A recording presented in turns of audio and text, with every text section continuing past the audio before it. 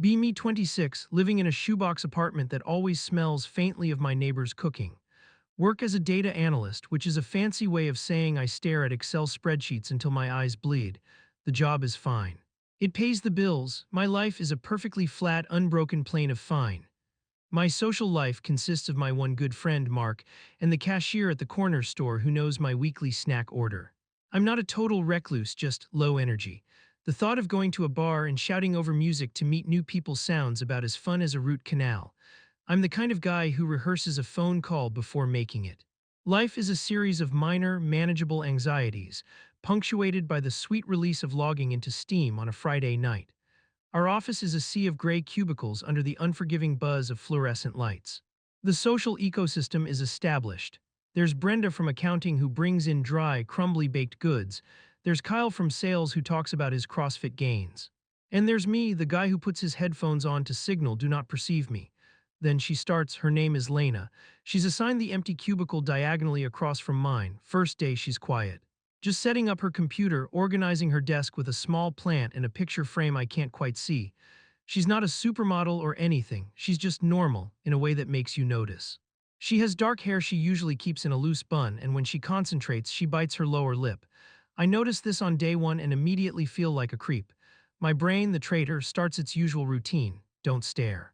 Don't stare, okay, you just stared. Now she thinks you're a weirdo, mission abort. The first week we don't talk, we just do the polite, silent cubicle dweller nod. Though I acknowledge your existence so we can continue to ignore each other in peace nod. I'm fine with this. This is my comfort zone. The first real interaction is a week later. The printer, our ancient office beast, has jammed again. I'm standing there contemplating kicking it when she walks up.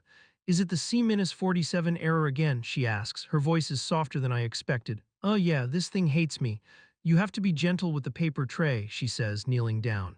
It's sensitive. She expertly slides the tray out, fiddles with something inside, and pulls out a crumpled piece of paper. She slides it back in and the machine whirs to life.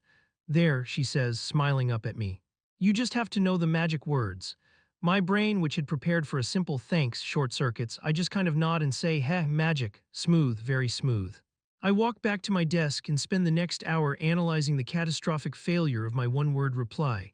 Little things start happening after that. We end up at the coffee machine at the same time. Long morning, she'll ask. You have no idea, I'll say. It's not much, but it's more than I talk to anyone else besides Mark.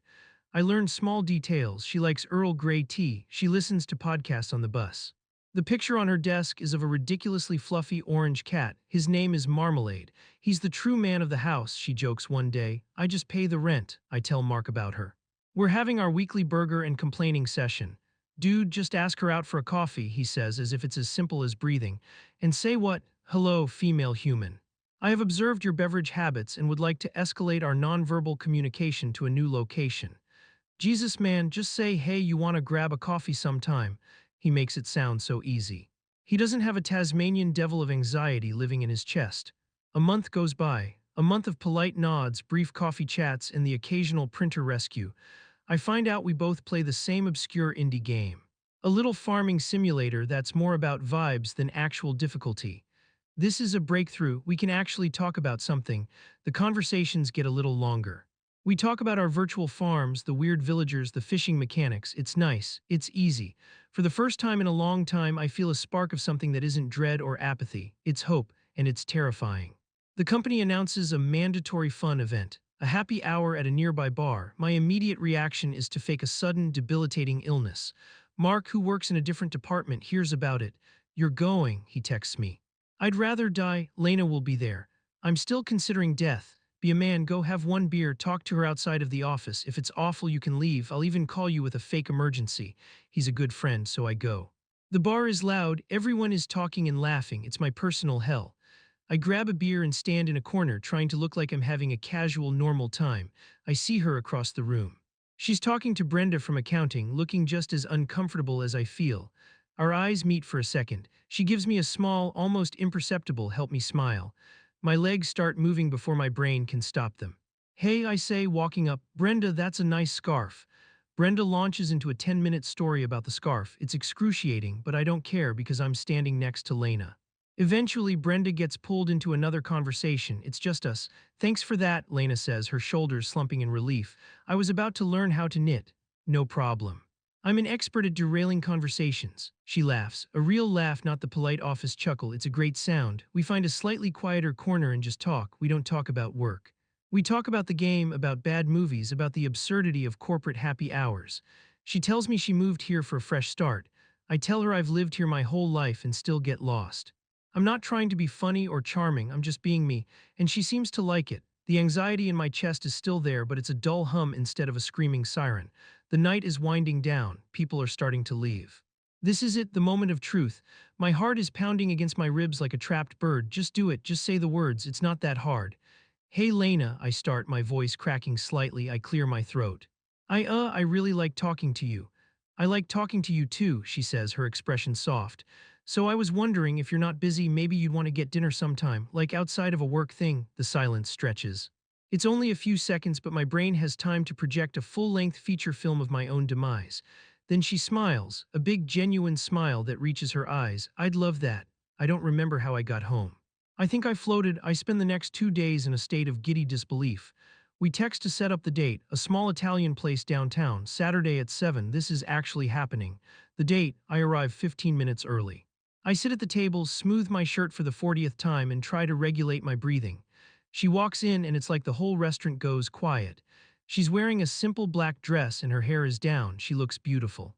Hey, she says, sliding into the booth. Sorry, was the traffic bad? No, I was just excited. The word slips out before I can stop it. Oh God, too keen, way too keen, but she just blushes a little.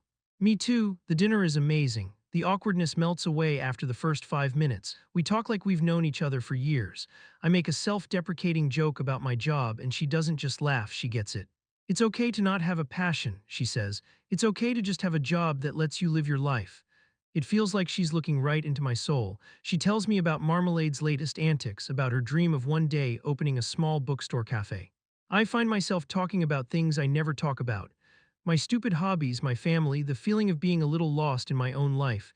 She just listens, she doesn't try to fix it, she just nods and understands. We walk out of the restaurant and the air is cool. We're not ready for the night to end, so we just walk through the city streets.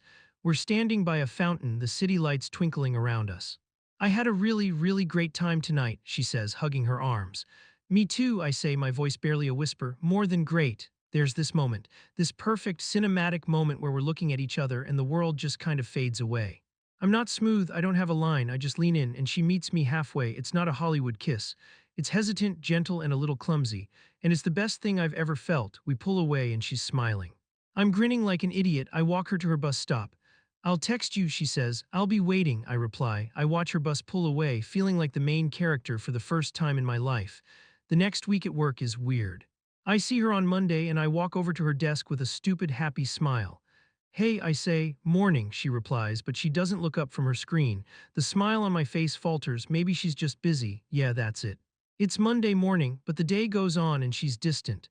The coffee machine chats are gone. She takes a different route to the break room to avoid my desk. My texts go from being answered in minutes to hours, then not at all. The replies are short, clipped.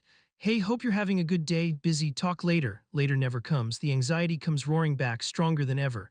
My brain, my eternal tormentor, is working overtime. What did I do?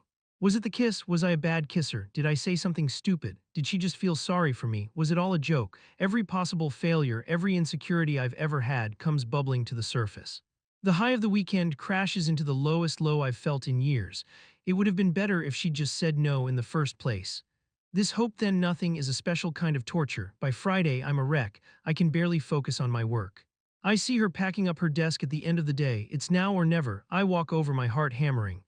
Lena, can we talk for a second? She flinches like she was hoping to escape.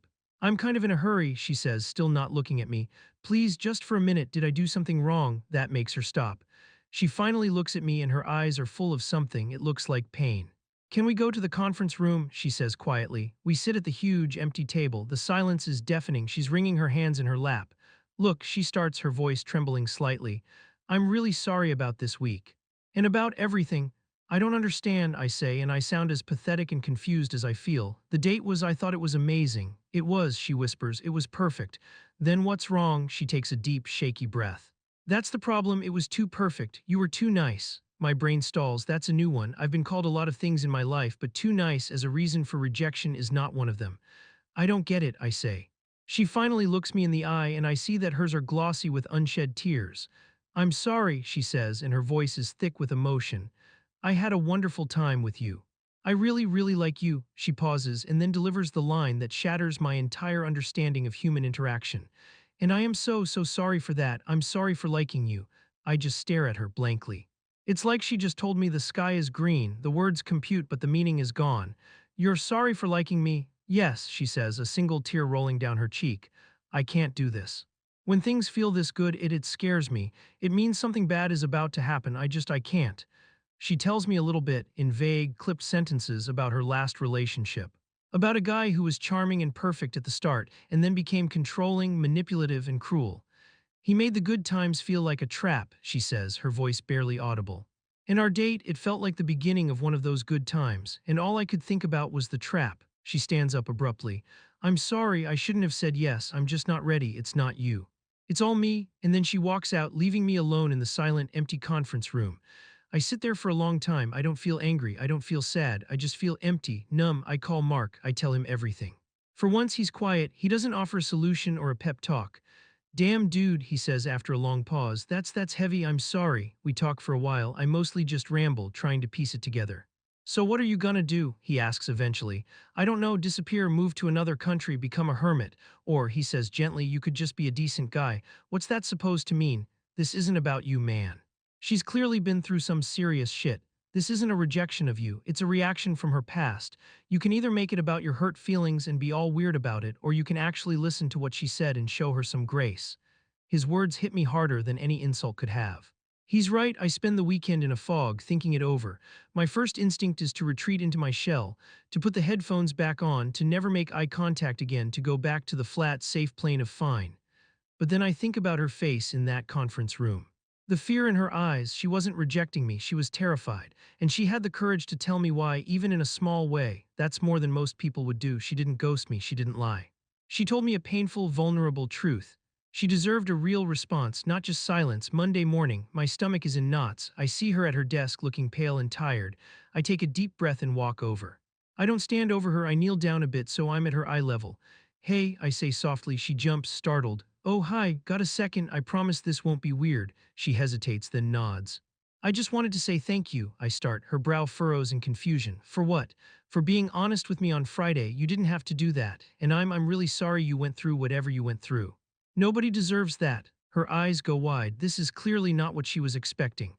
And I want you to know, I continue, my voice steady for once, you never, ever have to apologize to me for liking me.